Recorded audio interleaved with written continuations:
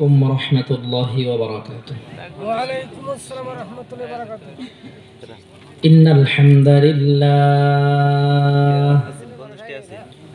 والصلاة والسلام على من لا نبي بعده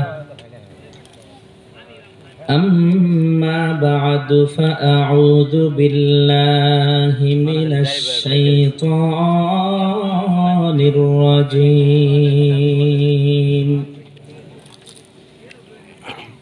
بسم الله الرحمن الرحيم.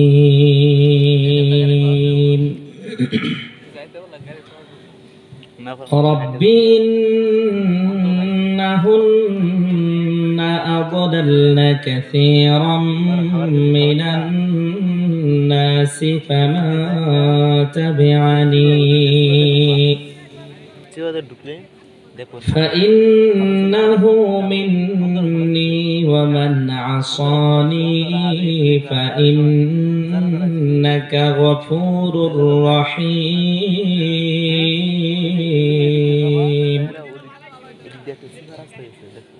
آمنت بالله صدق الله مولانا العظيم. عن أنس رضي الله تعالى عنه سألت النبي صلى الله عليه وسلم أن يشفع لي يوم القيامة فقال رسول الله صلى الله عليه وسلم أنا فاعل إلى آخر الحديث أو كما قال النبي عليه الصلاة والسلام. وقال تعالى في شان حبيبه إن الله وملائكته يصلون على النبي يا أيها الذين آمنوا صلوا عليه وسلموا تسليما. সবাই দুরূদ ইব্রাহিম পড়েন নামাজের ভিতরে যে দুরূদ শরীফ পড়া হয়। اللهم صل على محمد وعلى آل محمد كما صليت على إبراهيم وعلى آل إبراهيم إنك حميد مجيد. اللهم بارك على محمد وعلى آل محمد كما باركت على إبراهيم وعلى آل إبراهيم إنك حميد مجيد. चल मुसाफिर बांध गाठोरी বহু দূর তক জানা है। চল মুসাফির বাঁধ গাঠোরি বহু দূর তক জানা है। आज भी जाना कल भी जाना जाना तेरा दूर है। ला इलाहा इल्लल्लाह ला इलाहा इल्लल्लाह ला इलाहा इल्लल्लाह ला इलाहा इल्लल्लाह ला इलाहा इल्लल्लाह ला इलाहा इल्लल्लाह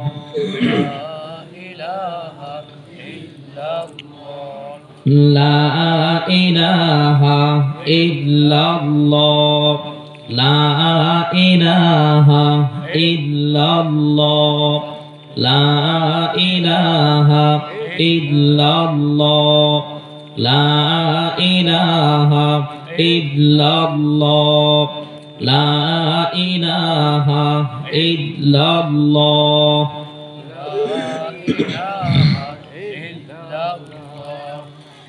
লা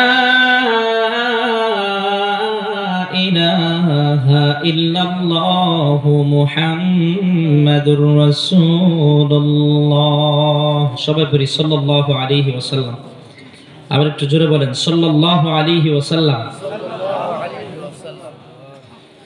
আলহামদুলিল্লাহ, জামিয়া আরাবিয়া ফাতেমা জান্নাত আদর্শ মহিলা মাদ্রাসার উদ্যোগে আয়োজিত আজকের এই ওয়াজ মাহফিলের সম্মানিত সভাপতি পীরে কামেল আলহাজ হযরত মাওলানা মুফতি মনিরুল ইসলাম সাহেব দামাত বারাকাতুহুল আলিয়া, আজকের মাহফিলের প্রধান অতিথি, বিশেষ অতিথিবৃন্দ, দিগর নেহাত কাবির ইহতারাম হযরত উলামায়ে কেরাম, দূর দূরান্ত থেকে আগত আল্লাহ পাকের আশিকিন জাকিরিন মুহিব্বিন মুসলিহিন মুমিনিন মুরব্বিয়ান আওয়াম,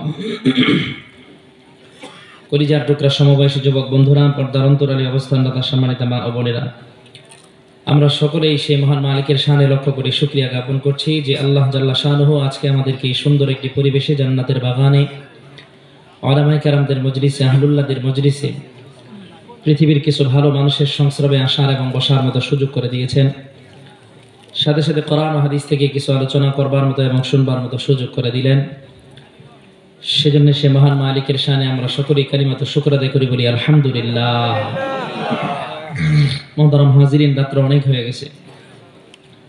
আর আমার আগে যিনারা আলোচনা করেছেন, বিশেষ করে আমাদের শায়খ ও মুর্শিদ পীরে কামেল হযরত মাওলানা মুফতি মনিরুল ইসলাম দামাত বারাকাতুহুল আলিয়া, হুজুরের আলোচনার পরে আর আলোচনার প্রয়োজন পড়ে না, দরকার নাই।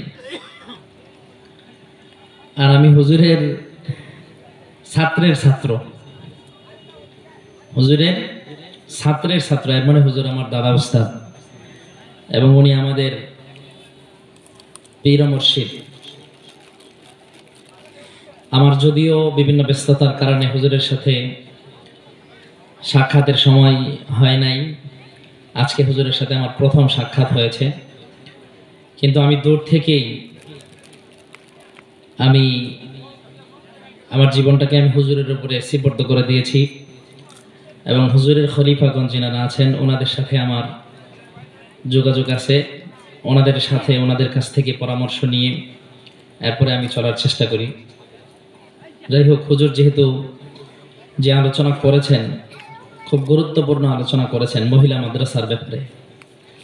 হুজুর আপনাদেরকে একটা বিষয় বোঝাতে চেয়েছেন যে একজন নারীর সম্মান মা হওয়ার ভিতরেই সম্মান। কি বলেন? একজন নারী গায়িকা হওয়া, নায়িকা হওয়া অথবা দুনিয়ার কোনো মডেল হওয়ার ভিতরে, কোনো সেলিব্রিটি হওয়ার ভিতরে নারীর সম্মান বলেন আছে? নাই। নারীর সম্মান হলো কোথায়? মা হওয়ার ভিতরে। তবে মার মধ্যে আবার পার্থক্য আছে, আদর্শ মা হওয়া লাগবে। কি লাগবে? আদর্শ মা হওয়া লাগবে। এই মহিলা মাদ্রাসাগুলোতে মেয়েদেরকে যে পড়ানো হয়, মেয়েদেরকে যে দিন শেখানো হয়, এই মহিলা মাদ্রাসাগুলোর মূল শিক্ষা এটাই, একজন মহিলাকে, একজন মাকে কিভাবে আদর্শ মা বানানো যায়, এই চিন্তা আর ফিকির নিয়েই মহিলা মাদ্রাসাগুলো সামনের দিকে অগ্রসর হয়। কি বলেন? হুজুর এই বিষয় সম্পর্কে খুব গুরুত্বপূর্ণ চমৎকার আলোচনা করেছেন। আমি পিছনে বসে বসে হুজুরের আলোচনা শুনতেছিলাম। আপনারা প্রত্যেকেই হুজুরের আলোচনার উপরে আমল করার চেষ্টা করবেন ইনশাআল্লাহ। আমল হচ্ছে আপনারা আপনাদের মেয়েদেরকে মহিলা মাদ্রাসায় ভর্তি করবেন, যাতে আপনার মেয়েটা একজন আদর্শ মেয়ে হয়, আলেমা হয়, কানেতা হয়, সালেহা হয়, আবেদা হয়, এবং আপনার মেয়েটা যাতে একজন পর্দানশীল মেয়ে হয়। এই উদ্দেশ্যে মহিলা মাদ্রাসাগুলো করা, এবং হুজুর এটাই আপনাদেরকে বোঝাতে চেয়েছেন। একজন মেয়েকে যদি একজন বাবা আদর্শ মেয়ে বানাতে পারে, পর্দানশীল মেয়ে বানাতে পারে, নবীজি সাল্লাল্লাহু আলাইহি সাল্লামের হাদিস অনুযায়ী আল্লাহ পাক রব্বুল আলামিন এই মেয়ের কারণে বাবাকে কিয়ামতের দিন জান্নাতের মালিক বানায়া দিবেন। এজন্য আপনারা আপনাদের মেয়েদেরকে এই মাদ্রাসায় ভর্তি করবেন তো ইনশাআল্লাহ। তো রাত্রে অনেক হয়ে গেছে, আমি আপনাদের সামনে কোরআন কারীম থেকে যে আয়াত কারীমা তিলাওয়াত করেছি, আয়াতের আলোকে, হাদিসের আলোকে খুব অল্প কিছু কথা বলেই আমি আমার আলোচনা শেষ করে দেব। এজন্য আমি ভূমিকায় যাচ্ছি না, খুব সংক্ষিপ্তভাবে আমার আলোচনাটা আমি আপনাদের সামনে গুছিয়ে আনার চেষ্টা করবো ইনশাআল্লাহ। আপনাদের কাছে আমার একটা অনুরোধ থাকবে, আপনারা কেউ উঠবেন না। আখিরি মুনাজাত দিয়ে 2 ফোঁটা চোখের পানি ফেলে তারপরে বাড়ি যাবেন, পারবেন তো ইনশাআল্লাহ? হাদিসের মধ্যে আসছে, নবীজি সাল্লাল্লাহু আলাইহি ওয়াসাল্লাম বলেছেন, কিয়ামতের দিন মানুষকে জাহান্নামের আগুন থেকে মুক্তি দিতে পারে মানুষের ছোট্ট একটা আমল, আর এই আমলটা হলো চোখের পানি। আমলটা কি বলেন? চোখের পানি। যেই বান্দা আল্লাহর ভয়ে, জাহান্নামের ভয়ে 2 ফোঁটা চোখের পানি ফেলবে, আল্লাহ পাক রব্বুল আলামিন কিয়ামতের দিন এই 2 ফোঁটা চোখের পানির বিনিময়ে বান্দাকে জাহান্নামের আগুন থেকে মুক্তি দিবেন। হাদিসের মধ্যে আসছে, নবীজি সাল্লাল্লাহু আলাইহি ওয়াসাল্লাম বলেছেন যে আল্লাহ পাক রব্বুল আলামিন জাহান্নামের ভিতরে 70,000 কড়া লাগায় রাখবেন। 70,000 কড়ার ভিতরে 70,000 রশি আল্লাহ লাগায় রাখবেন। 70,000 ফেরেশতাকে আল্লাহ তাআলা এই রশিগুলো ধরার জন্য বলবেন। ফেরেশতারা জাহান্নামকে রশি ধরে পিছনের দিকে টানবে, আর জাহান্নাম গর্জন দিয়ে দিয়ে বিকট আওয়াজ করে করে সামনের দিকে যাবে জাহান্নামী বান্দাকে পাকড়াও করার জন্য, ধরার জন্য। তো বান্দা তখন আল্লাহর কাছে ফরিয়াদ করবে, বলবে যে আল্লাহ, তোমার জাহান্নাম তো আমাকে পাকড়াও করে ফেললো, ধরে ফেললো, আল্লাহ তুমি আমাকে জাহান্নামের আগুন থেকে বাঁচাও। আল্লাহ বলবেন যে বান্দা, তোর আমল নামায় এমন কোন নেক আমল নাই যেটার কারণে তোকে জাহান্নামের আগুন থেকে বাঁচানো যায়। তখন ওই বান্দা বলবে যে আল্লাহ, আমার আমল নামায় 2 ফোঁটা চোখের পানি আছে, যেই পানিটা আমি তোমার ভয়ে, জাহান্নামের ভয়ে ফেলেছিলাম। আল্লাহ ফেরেশতাদেরকে বলবেন, ফেরেশতারা আমার বান্দার আমল নামাটা একটু চেক দাও, তালাশ করো, দেখো আছে কিনা। তো ফেরেশতারা ওই বান্দার আমল নামা চেক দিবে, আমল নামা তল্লাশি করবে, 2 ফোঁটা চোখের পানি পেয়ে যাবে। এবার 2 ফোঁটা চোখের পানি আল্লাহ তাআলার সামনে এনে হাজির করা হবে। আল্লাহ পাক রব্বুল আলামিন এই 2 ফোঁটা চোখের পানি জাহান্নামের দিকে নিক্ষেপ করবেন, সাথে সাথে ওই বান্দা থেকে জাহান্নাম দূরে সরে চলে যাবে। সুবহানাল্লাহ। এজন্য আমরা আজকে আখিরি মুনাজাত দিয়ে 2 ফোঁটা চোখের পানি ফেলে কান্নাকাটি করে তারপরে বাড়ি যাব, পারবো তো ইনশাআল্লাহ? আরেকটু জোরে বলি ইনশাআল্লাহ। কে কে শেষ পর্যন্ত থাকবো 2টি হাত তুলে আল্লাহকে দেখায় দিই। নারায়ে তাকবীর। হাত নামান। আমি আপনাদের সামনে কোরআনে কারীমের যে আয়াতে কারিমা তেলাওয়াত করেছি, এই আয়াতটা মূলত আল্লাহ পাক রব্বুল আলামিন কোরআনে কারীমের 13 নম্বর পারা, সম্ভবত 17 নম্বর পৃষ্ঠায় আল্লাহ পাক রব্বুল আলামিন এই আয়াতটা এনেছেন। মূলত এটা ইব্রাহিম আলাইহিস সালাতু ওয়াস সালামের দোয়া। কার দোয়া বলেন? কার দোয়া?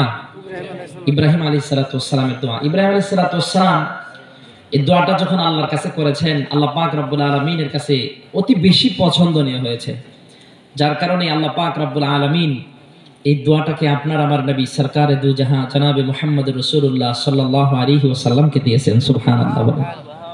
মুহতারাম, আপনারা বিভিন্ন সময় বয়ান শুনেছেন যে নবীকে আমাদের ভালোবাসতে হবে। নবীর ভালোবাসা ব্যতীত কিয়ামতের দিন নবীর সুপারিশ পাওয়ার আশা করা যায়? বলেন, আশা করা যায়? নবীর ভালোবাসা যদি আপনার আমার অন্তরের ভিতরে না থাকে, কিয়ামতের দিন নবীর সামনে কি আমরা দাঁড়াতে পারবো? আসলে আমরা একটু আজকে অন্য বিষয়ে আলোচনা শুনবো যে আসলে প্রকৃতপক্ষে শুধু কি আমরাই নবীকে ভালোবাসি, না নবীজি সাল্লাল্লাহু আলাইহি ওয়াসাল্লামও আমাদেরকে ভালোবাসেন এবং বেসেছেন, এখনো বাসেন এবং কিয়ামতের দিনও বাসবেন। এই বিষয়গুলো সম্পর্কে আমরা একটু সামান্য পরিমাণ আলোচনা শুনবো। তো আল্লাহ পাক রব্বুল আলামিন আপনাকে আমাকে এমন একজন নবীর উম্মত বানাইছেন, একটা দুর্বল রামায়ণ, দুর্বল বর্ণনায় পাওয়া যায় যে আমাদের নবীর উম্মত হওয়ার জন্য অন্যান্য নবীরা পর্যন্ত আল্লাহর কাছে দরখাস্ত করেছিলেন। আল্লাহ পাক অন্য কোন নবীর দরখাস্ত কবুল করেন নাই, শুধু একজন নবীর দরখাস্ত আল্লাহ কবুল করছেন, তিনি হলেন ঈসা রূহুল্লাহ আলাইহিস সালাতু ওয়াস সালাম। ইহুদিরা বলে তারা ঈসা আলাইহিস সালাতু ওয়াস সালামকে হত্যা করে ফেলছে। আল্লাহ পাক রব্বুল আলামিন 6 নম্বর পারা 2 নম্বর পৃষ্ঠায় আসছে, আল্লাহ তাআলা বলছেন, ওমা কাতালুহু ওয়া মা সালাবুহু ওয়ালাকিন শুববিহা লাহুম। আল্লাহ বলতেছেন যে এই ইহুদিরা এরা ঈসাকে হত্যা করতে পারে নাই, শুলিতেও চড়াইতে পারে নাই।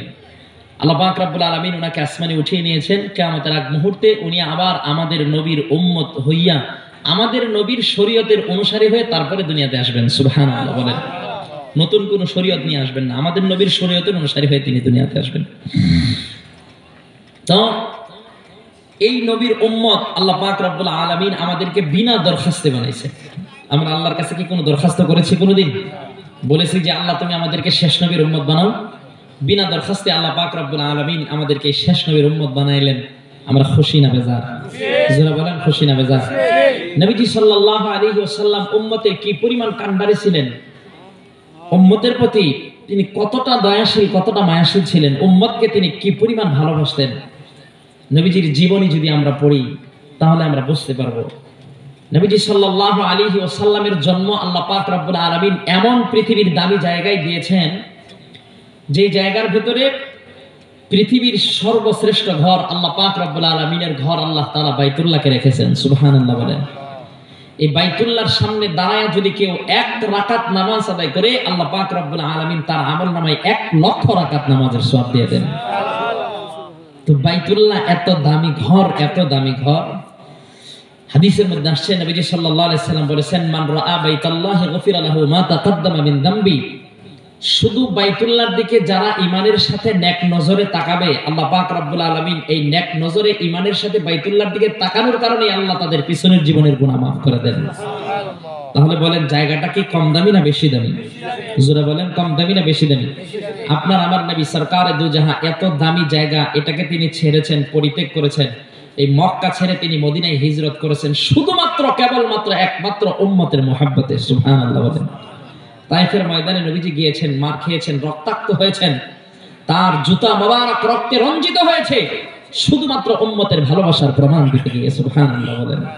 উহুদের ময়দানে কাফের মুশরিক বেঈমানদের বিরুদ্ধে যুদ্ধ করে কাফেরদের তরবারের আঘাতে নবীজি সাল্লাল্লাহু আলাইহি ওয়াসাল্লাম তার দাঁত মোবারক শহীদ করেছেন উম্মতের ভালোবাসার প্রমাণ দিতে গিয়ে। সুবহানাল্লাহ বলবেন না? তাহলে বলেন নবীজির মহব্বত উম্মতের প্রতি কম না বেশি? আরো জোরে বলেন কম না বেশি? মুসলমান একটু দিল দিয়ে আমলের নিয়তে, হেদায়েতের নিয়তে কথাগুলো শ্রবণ করবেন।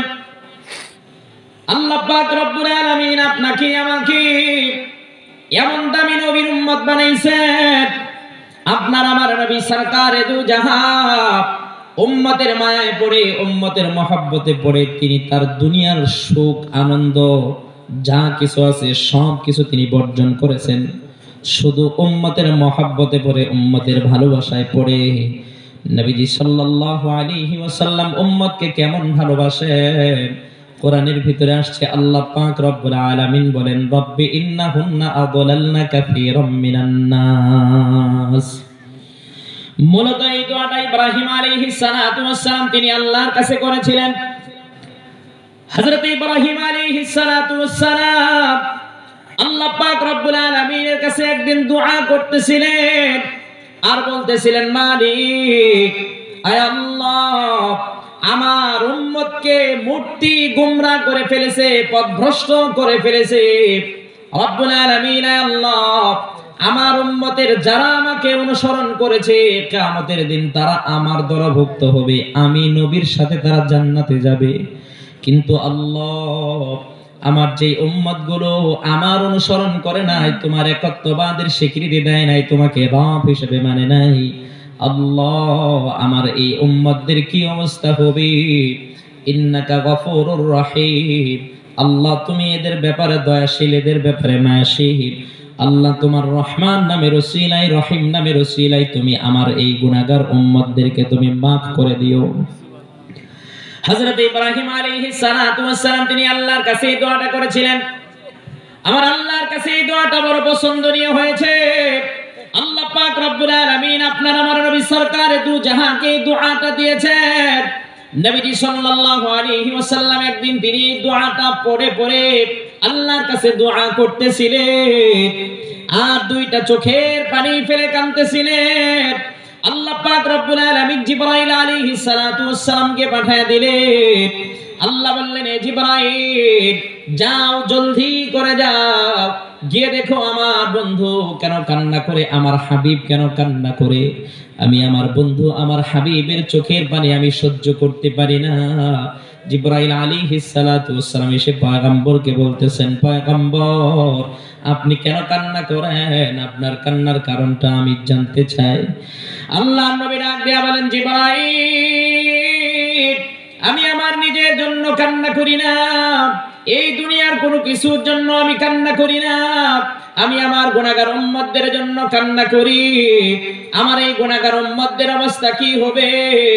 কিয়ামতের মুসিবতের দিনে এরা কেমনে পার পাবে, জাহান্নামের আগুন থেকে কেমনে মুক্তি পাবে, এই আশায় আমি কান্না করি। জিবরাইল আলাইহিস সালাতু ওয়াস সালাম এবার তিনি মালিকের কাছে চলে গেলেন। আমার আল্লাহ পাক রব্বুল আলামিন বলেন, জিবরাইল যাও তুমি আমার বন্ধুর সুসংবাদটা জানায়া দাও।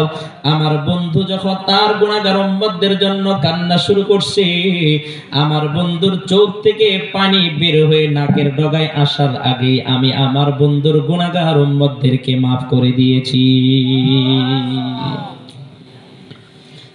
মুসলমান, আপনার আমার নবী আপনাকে আমাকে কি পরিমাণ ভালোবাসেন, নবীজি উম্মতের জন্য কি পরিমাণ কষ্ট এই দুনিয়ার জমিনে করেছেন, কিয়ামতের মুসিবতের দিনও নবীজি উম্মতের জন্য কি পরিমাণ কষ্ট করবেন। হাদিসের কিতাবের ভিতরে আসছে নবীজি সাল্লাল্লাহু আলাইহি ওয়াসাল্লাম কুরবানির ঈদের দিনে, ঈদুল আজহার দিনে সাহাবায়ে কেরামকে নিয়ে তিনি ঈদগাহে চলে গেলেন। ঈদগাহে যাওয়ার পরে নবীজি সাল্লাল্লাহু আলাইহি ওয়াসাল্লাম সাহাবায়ে কেরামকে নিয়ে খুতবা দিলেন। খুতবা যখন শেষ হয়ে গেল, নামাজ যখন শেষ হয়ে গেল, আল্লাহর হাবিব কয়েকজন সাহাবীকে তার বাড়িতে পাঠিয়ে দিলেন। আল্লাহর হাবিব বললেন, সাহাবীরা বাড়িতে যাও, আজকের এই পবিত্র দিনে আমি কুরবানি করার জন্য বড় বড় শিংওয়ালা মোটা তাজা দুইটা দুম্বা ক্রয় করেছি। এই দুম্বা দুটি আমার বাড়ির সামনে বাঁধা, দুম্বা দুটিকে তোমরা ঈদগাহে এনে হাজির করো। সাহাবায়ে কেরাম বাড়িতে চলে গেলেন, এই দুম্বা দুটি নিয়ে ঈদগাহে এনে হাজির করলেন। আল্লাহর হাবিব সাহাবায়ে কেরামকে ডাক দিয়ে বলেন, ও সাহাবীরা রে, তরবারিটা আমার, ছুরিটা আমার হাতে দাও। নবীজি ছুরিটা হাতে নিলেন, ছুরিটা হাতে নিয়া পয়গম্বর আলাইহিস সালাতু ওয়াস সালাম একটা দুম্বার গলার ভিতরে চালায়া দিলেন। দুম্বা যখন জবাই হয়ে গেল, নবীজি সাল্লাল্লাহু আলাইহি ওয়াসাল্লাম ছুরিটা রেখে দুইটা হাত আকাশের দিকে তুলে আল্লাহ পাক রব্বুল আলামিনের কাছে দোয়া করে আল্লাহ পাক রব্বুল আলামিনকে ডেকে ডেকে বলে, মালিক আল্লাহ, কিয়ামত পর্যন্ত আনেওয়ালা আমার যত গুনাহগার এই দুনিয়াতে আসবে, আমার সমস্ত গুনাহগার উম্মতদের রূহের মাগফিরাত কামনায় আজকের এই দুম্বাটা আমি তোমার নামে কুরবানি করলাম।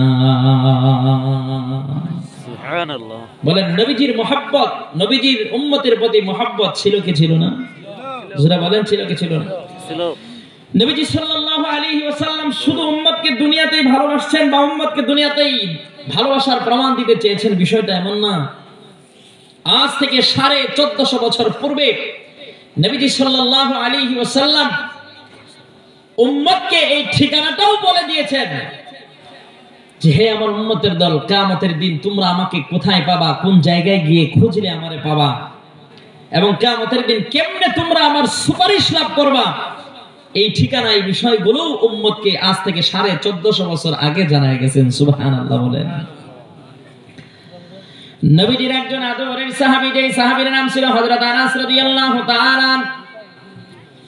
হযরত আনাস রাদিয়াল্লাহু তাআলা আনহু যখন তিনি ছোট ছিলেন, আনাস রাদিয়াল্লাহু তাআলা আনহুর মা আনাস রাদিয়াল্লাহু তাআলা আনহুকে নিয়ে পয়গম্বরের কাছে গেছেন। পয়গম্বরকে গিয়ে বলছেন, পয়গম্বর, এই যে আমার কলিজার টুকরা, আমার সন্তান আনাস, এই আনাসকে আমি আপনার খেদমতের জন্য ওয়াকফ করে দিলাম। সুবহানাল্লাহ বলেন। হযরত আনাস রাদিয়াল্লাহু তাআলা আনহু পয়গম্বর আলাইহিস সালাতু ওয়াস সালামের 10 বছরের উপরে খেদমত করেছেন। হযরত আনাস বলেন, পয়গম্বর আলাইহিস সালাতু ওয়াস সালামকে আমি এত আদর্শবান পেয়েছি, এই 10 বছর আমি নবীজির খেদমত করেছি, নবীজি জীবনে কোনোদিন এই 10 বছরে আমার খেদমতে কোনোদিন ভুল ধরেন নাই। সুবহানাল্লাহ বলেন। নবীজি কোনোদিন আমাকে কথা বলেন নাই, আনাস কেন তুমি এই কাজ করলা, আর কেন তুমি এই কাজ করলা না। নবীজি কোনোদিন আমার কাজের ভিতরে কেন শব্দ উচ্চারণ করে নাই। হযরত আনাস বলেন, যদি আমি কোনোদিন নবীজির খেদমতে ভুলও করে ফেলতাম, নবীজি সাল্লাল্লাহু আলাইহি ওয়াসাল্লাম আমি ভুল করলেও নবীজি কোনোদিন আমাকে ধমক দিতেন না। নবীজি সাল্লাল্লাহু আলাইহি ওয়াসাল্লাম মিষ্টি একটা হাসি দিয়া হযরত আনাস বলেন যে আমার ভুলটা তিনি শুধরাইয়া দিতেন। জোরে জোরে চিৎকার মেরে বলেন না সুবহানাল্লাহ। হযরত আনাস একদিন পয়গম্বরকে গিয়ে বলেন, পয়গম্বর, দীর্ঘদিন আমি আপনার খেদমত করলাম, জীবনে আপনার কাছে আমি কোনো বিষয় নিয়ে আবেদন করি নাই, আপনার কাছে আমি কোনো বিষয় চাই নাই। পয়গম্বর, আমি আপনার কাছে আজকে ছোট্ট একটা বিষয় চাইবো, আপনি আমার এই বিষয়টা দিবেন নি? আল্লাহর হাবিব বলেন, আনাস, তোমার কি চাওয়া, তোমার কি আবেদন, তুমি বলো, তোমার আবেদন আমি পূরণ করে দিব। হযরত আনাস বলেন, পয়গম্বর, আমি আপনার কাছে দুনিয়ার কোনো কিছু চাই না। পয়গম্বর, আইয়াশফানি ইয়াউমাল কিয়ামাহ, পয়গম্বর, কিয়ামতের মুসিবতের দিনে একটু আপনি আমার জন্য সুপারিশ করবেন। কিয়ামতের দিন যাতে আপনার সুপারিশের মাধ্যমে আমি আল্লাহর জান্নাতে ঢুকতে পারি, এটাই আমি আপনার কাছে এই বিষয়ে আশাবাদী, এই বিষয়টাই আমি চাই, এটাই আপনার কাছে আমার আবেদন। আল্লাহ নবী হযরত আনাসের জবাব দিলেন, বললেন, ফাকানা আনা ফাআল আনাস, তুমি যা বলছো তাই হবে, ঠিক আছে। তুমি আমার কাছে কিয়ামতের দিনে আমার সুপারিশ চাইছো, কিয়ামতের মুসিবতের দিনে আমি পয়গম্বর তোমাকে সুপারিশ করে তোমাকে জান্নাতের ভিতরে ঢুকাইয়া দিব। সুবহানাল্লাহ বলেন। হযরত আনাস রাদিয়াল্লাহু তাআলা আনহু, যদিও তিনি ছোট্ট সাহাবী ছিলেন, কিন্তু আনাস রাদিয়াল্লাহু তাআলা আনহুর ব্রেন ছিল বড় প্রখর। হযরত আনাস রাদিয়াল্লাহু তাআলা আনহু তিনি অত্যন্ত তীক্ষ্ণ মেধার অধিকারী ছিলেন। হযরত আনাস পয়গম্বরকে গিয়ে বলেন, পয়গম্বর, হাসরের ময়দানের অবস্থা তো স্বাভাবিক অবস্থা হবে না। হাসরের ময়দানে হাজার হাজার কোটি কোটি মানুষ থাকবে। আল্লাহ পাক রব্বুল আলামিন কোরআনে কারীমের ভিতরে বলেছেন, ওয়া খাশাআতিল আসওয়াদু লিররহমানি ফালা তাসমাউ ইল্লা হামসা। আল্লাহ বলেন, হাসরের ময়দানের অবস্থাটা এত ভয়াবহ হবে, এত ভয়াবহ হবে, হাসরের ময়দানে কেউ কোনো আওয়াজ করতে পারবে না, ইল্লা হামসা, তবে হাসরের ময়দানে ফিসফিস একটা আওয়াজ হবে। পয়গম্বরকে জিজ্ঞাসা করা হয়েছে, ও পয়গম্বর, হাসরের ময়দানে ফিসফিস আওয়াজটা এটা কিসের আওয়াজ হবে? আল্লাহর হাবিব সাল্লাল্লাহু আলাইহি ওয়াসাল্লাম বলেছেন, হাসরের ময়দানের ভয়াবহ অবস্থার কারণে সবগুলো মানুষের মুখে শুধু একটা শব্দই উচ্চারিত হবে, আল্লাহুম্মা সাল্লিমনি, আল্লাহুম্মা সাল্লিমনি। আল্লাহ তুমি আমাকে বাঁচাও, আল্লাহ তুমি আমারে বাঁচাও, আল্লাহ তুমি আমারে বাঁচাও। মুসলমান হাসরের ময়দানের অবস্থা, ভয়াবহ অবস্থা বর্ণনা আমি কেমনে আপনাদের সামনে দেই। আল্লাহ নবী বলেন, হাসরের ময়দানে যারা গুনাহগার, এই দুনিয়া থেকে যারা গুনাহ নিয়ে কবরে যাবে, এই মানুষগুলোর মাথার আঘাত উপরে সূর্য চলে আসবে, সূর্যের মুখটা ঘুরিয়ে দেওয়া হবে। এই পৃথিবীর জমিনে সূর্য 9,30,00,000 মাইল উপর থেকে তাপ দেয়।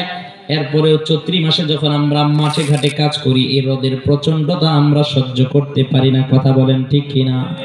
আল্লাহ নবী বলেন, হাসরের দিন আল্লাহ পাক রব্বুল আলামিন সূর্যটাকে মানুষের মাথার আঘাত উপরে এনে দিবেন। সূর্য ওই সময় ব্যাপক আলো দিবে।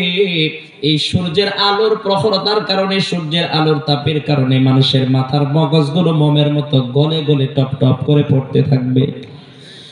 আল্লাহ নবী বলেন, যারা গুনাহগার, এই গুনাহগারদের কিয়ামতের মুসিবতের দিনে হাসরের ময়দানে তাদের গায়ে শরীরের ঘাম, শরীরটা তাদের ঘর্মাক্ত হয়ে যাবে।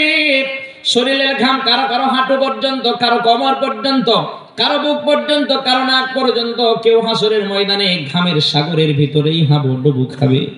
হযরত আনাস বলেন, পয়গম্বর, হাসরের ময়দানে যে ভয়াবহ অবস্থা হবে, কোটি কোটি মানুষ উপস্থিত থাকবে। ওই হাসরের ময়দানে আমি আপনাকে কোথায় গিয়ে খুঁজলে পাবো, কোথায় গিয়ে খুঁজলে আমি আপনাকে বের করতে পারবো, আপনি সেই ঠিকানাটা আমাদের জানায়া দেন। সুবহানাল্লাহ বলেন। আল্লাহর নবী বলেন, আনাস,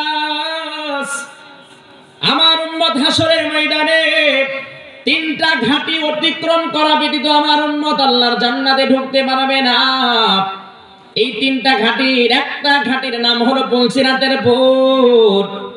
আল্লাহর হাবিব বলেন, আনাস, উতলুবনি আউওয়ালা মা তাজলুবনি আলাস সিরাত। কিয়ামতের এই ভয়াবহ মুসিবতের দিনে সর্বপ্রথম তুমি আমাকে পুলসিরাতের পুলের কাছে গিয়ে খুঁজবা। তুমি যদি আমারে পুলসিরাতের পুলের কাছে গিয়ে যদি খোঁজো, সেখান থেকেই তুমি আমারে পেয়ে যাবা। জোরে জোরে চিৎকার মেরে বলেন না সুবহানাল্লাহ। মুসলমান পুলসিরাতের পুলের বর্ণনা যদি দেওয়া হয়, আল্লাহর নবী বলেন যারা এই দুনিয়া থেকে নেক আমল নিয়ে আমলে সালেহ করে যারা মারা যাবে, আল্লাহর নবী বলেন এই মানুষদের জন্য পুলসিরাতের পুলটা এদের জন্য বড় প্রশস্ত রাস্তা হয়ে যাবে। সুবহানাল্লাহ বলেন। এদের জন্য পুলসিরাতের পুলটা বড় প্রশস্ত হবে। আল্লাহর নবী বলেন কেউ কেউ যারা নেককার মানুষ, এই নেককারদের কেউ কেউ চোখের পলকে পুলসিরাতের পুলটা পার হয়ে আল্লাহর জান্নাতে চলে যাবে। কেউ কেউ আরবের তেজি ঘোড়া যত দ্রুত গতিতে দৌড়ায়, আল্লাহর নবী বলেন কেউ কেউ এত দ্রুত গতিতে পার হয়ে যাবে, কেউ কেউ দৌড়ায় পার হবে, কেউ কেউ হেঁটে হেঁটে পার হয়ে যাবে, কেউ কেউ হামাগুড়ি দিয়ে পার হয়ে যাবে। কিন্তু যারা গুনাহগার, এই দুনিয়া থেকে যারা গুনাহ নিয়ে কবরে যাবে, এই মানুষগুলো মুসলমান কিয়ামতের দিন এই পুলসিরাতের পুল তারা পার হতে পারবে না।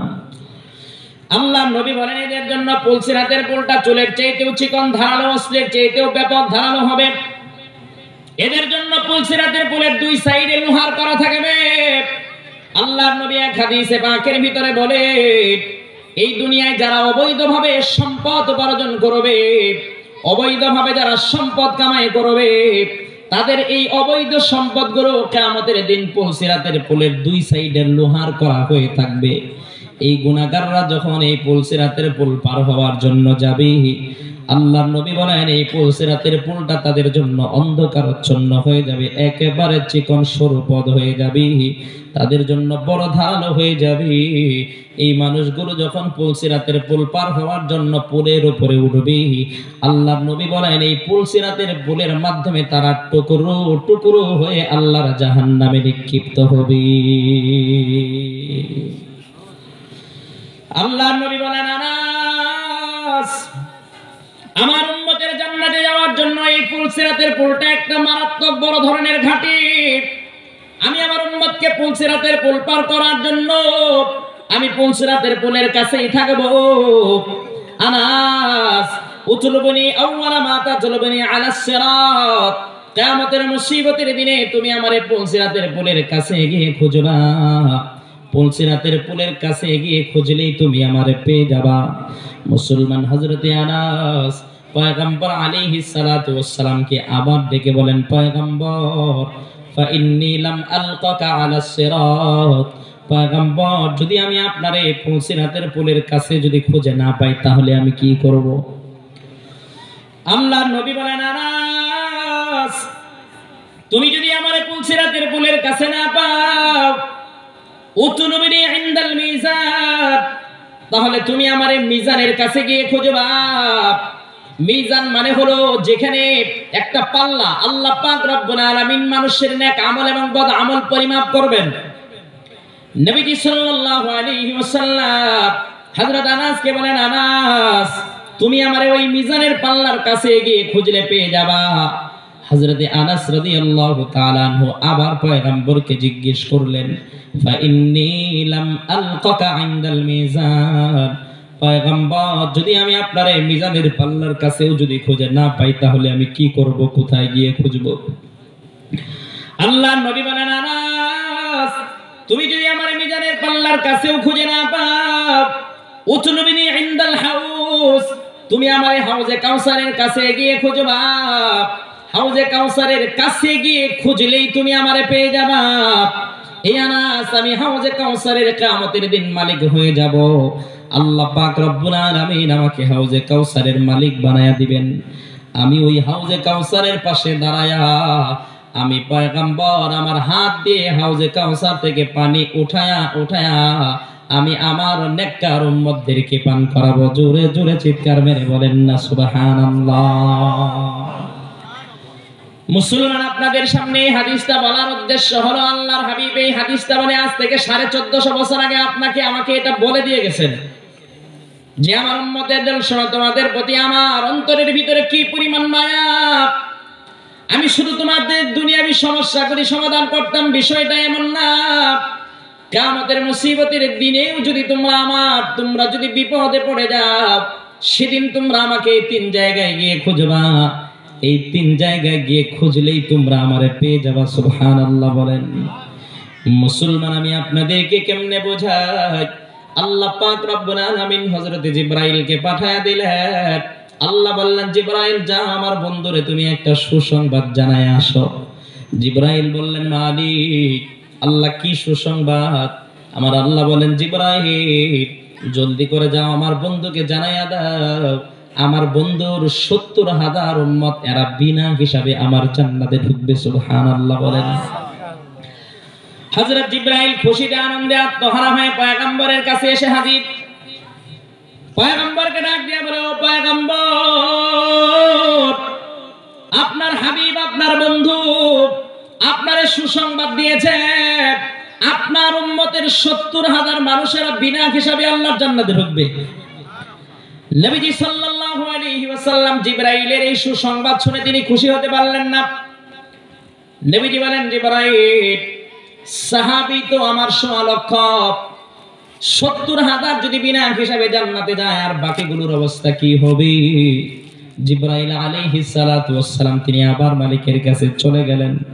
আমার মালিককে গিয়ে বলেন, মালিক আপনি আপনার হাবিবরে যে সুসংবাদটা দিয়েছেন আপনার সুসংবাদ শুনে আপনার হাবিব খুশি হতে পারে নাই।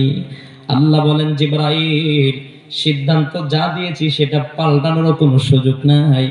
যাও আমার হাবিবকে জানায়া দাও আমি যেই 70,000 বিনা হিসাবে জান্নাতি হওয়ার ঘোষণা দিয়েছিলাম এই 70,000-এর এক একজন 70,000 করে নিয়ে তারপরে বিনা হিসাবে আমার জান্নাতে ঢুকবে। এই হাদিসগুলো দ্বারা বোঝা যায় নবীজির উম্মতের প্রতি মহব্বত আছে না নাই? আছে। আরো জোরে বলেন, আছে না নাই? আছে। আরেক হাদিসের ভিতরে আসছে হযরত আয়েশা সিদ্দিকা রাদিয়াল্লাহু তাআলা আনহা থেকে হাদিস বর্ণিত। হযরত আয়েশা বলেন, পয়গম্বর আলাইহিস সালাতু ওয়াস সালাম মাঝে মাঝে যখন আমার ঘরের ভিতরে আসতেন, যখন আমার হুজরা মুবারকের ভিতরে ঢুকতেন, তো পয়গম্বর আলাইহিস সালাতু ওয়াস সালামের সাথে বিভিন্ন সময় আমি খুনসুটি করতাম। পয়গম্বর আলাইহিস সালাতু ওয়াস সালামের মনটাকে ভালো রাখার জন্য, খুশি রাখার জন্য আমি পয়গম্বরের কাছে এসে বসতাম। মাঝে মাঝে পয়গম্বরের রূহ মুবারকের উপরে আমার মাথাটা রেখে আমি পয়গম্বরকে কোরআনের তিলাওয়াত শোনাতাম। সুবহানাল্লাহ বলে। হযরত আয়েশা মাঝে মাঝে নবীজির রূহ মুবারকের উপরে শুইয়া নবীজির চেহারার দিকে তাকায়া মিটমিট করে হাসতেন আর নবীজিকে কোরআনে কারীমের তিলাওয়াত করে শোনাতেন। সুবহানাল্লাহ। এটা একটা সুন্নাহ, পরিত্যক্ত সুন্নাহ। আমাদের স্ত্রীরা আমাদের উপরে শোয় নাকি? কথা বল, শোয়? কোরআনের তিলাওয়াত আমাদেরকে শোনায়? অনেকে কইতেছে হুজুর তিলাওয়াত তো সূরাইতে পারে না, শোনাইবো কি আমাদেরকে? সূরা যদি না পারে আমাদের স্ত্রীরা, তাহলে তাদেরকে কোরআনের সূরা শিখাইতে হবে। কি বলেন? কোরআনের তিলাওয়াত তাদেরকে শিক্ষা দেওয়া দরকার, আছে না নাই? জোরে বলেন, আছে না নাই? একজন মেয়ে যদি তার বাবার বাড়িতে থাকা অবস্থায় কোরআনের তিলাওয়াত শিখতে না পারে, এই মেয়ের যখন বিয়ে হবে, বিয়ে হওয়ার পরে যে স্বামীর ঘরে সে থাকবে, যে স্বামীর ঘরে বসবাস করবে, ওই স্বামীর উপরে দায়িত্ব এবং কর্তব্য হচ্ছে তাকে কোরআনে কারীমের তিলাওয়াত শিক্ষা দেওয়া। এজন্য আমাদের যাদের স্ত্রীরা কোরআন তিলাওয়াত জানে না, কোরআন পড়তে পারে না, আমরা এদেরকে কোরআন শিক্ষা দিব, তিলাওয়াত শিক্ষা দিব, পারবো তো ইনশাআল্লাহ। এখন তো আশপাশে মহিলা মাদ্রাসার অভাব নাই। মহিলা মাদ্রাসাগুলোতে যদি আমরা তাদেরকে ফাঁকে ফাঁকে 1-2টা কোরআনের ঘন্টা যেগুলো, এগুলো যদি একটু করার সুযোগ করে দেই, ক্লাসগুলো যদি একটু করার সুযোগ করে দেই, তাহলে কোরআন শরীফ শিখতে পারবে না? কথা বলেন, পারবে না? আল্লাহর কসম করে বলতে পারি, যে পরিবারের মহিলা কোরআনের তিলাওয়াত জানে, প্রত্যেকদিন ফজরের নামাজের পরে যদি বাসায় বসে কোরআনের তিলাওয়াত করে, ওই সংসারের ভিতরে কোনোদিন অভাব ঢুকবে না, ওই সংসারের ভিতরে কোনোদিন অশান্তি সৃষ্টি হবে না। কোরআনের তিলাওয়াতের কারণে আল্লাহ পাক রব্বুল আলামিন ওই পুরো পরিবারটাকে আল্লাহ তাআলা শান্তিময় পরিবার বানিয়ে দিবেন। এজন্য আমরা আমাদের স্ত্রীদেরকে কোরআন তিলাওয়াত শিক্ষা দেব, পারবো তো ইনশাআল্লাহ? জোরে বলেন না ইনশাআল্লাহ? মুসলমান শুধু তাই নয়, আল্লাহর হাবিব সাল্লাল্লাহু আলাইহি ওয়াসাল্লাম মাঝে মাঝে আয়েশার হুজরার ভিতরে ঢুকে তিনিও আয়েশার ওর উপরে শুয়ে পড়তেন। সুবহানাল্লাহ বলেন। হযরত আয়েশা নবীজির রূহ মুবারকের উপরে শুয়ে পড়তেন। হযরত আয়েশা যখন নবীজির রূহ মুবারকের উপরে শুইতেন, নবীজিকে ডেকে বলতেন, পয়গম্বর আল্লাহ পাক রব্বুল আলামিন আপনার উপরে যে কোরআন নাজিল করেছেন, আপনি আমাকে একটু এই কোরআনে কারীমের তিলাওয়াত শোনান, জোরে বলেন সুবহানাল্লাহ। নবীজি আয়েশাকে কোরআনের তিলাওয়াত শোনাইছেন। মুসলমান নবীজি কি পরিমাণ কত বড় আদর্শ স্বামী ছিলেন। নবীজির চাইতে আদর্শ স্বামী কিয়ামত পর্যন্ত আর দুনিয়াতে আসবে না, কথা বলেন ঠিক কিনা? আল্লাহর হাবিব হযরত আয়েশার হুজরা মুবারকের ভিতরে ঢুকছেন, দেখেন আয়েশা মিসওয়াক করতেছেন। নবীজি বলেন, আয়েশা তোমার মিসওয়াকটা আমারে দাও। আয়েশা মিসওয়াকটা পানি দিয়ে পরিষ্কার করার জন্য প্রস্তুতি নিছে, পানি দিয়ে পরিষ্কার করবে।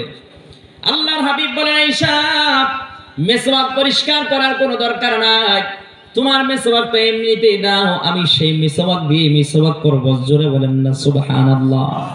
মুসলমান আমরা কি কোনোদিন স্ত্রীর মিসওয়াক দিয়ে মিসওয়াক করছি নাকি? কোনোদিন করছেন? কোনোদিন স্ত্রী মিসওয়াক করছে, মিসওয়াক দিয়ে যদি অনেকের বাড়িতে তো মিসওয়াকই নাই, মিসওয়াক করবে কোথা থেকে?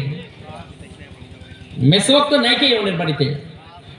যারা মিসওয়াক করবে বিজ্ঞান বলে এরা 70টা রোগ থেকে মুক্তি পাবে। সুবহানাল্লাহ বলে।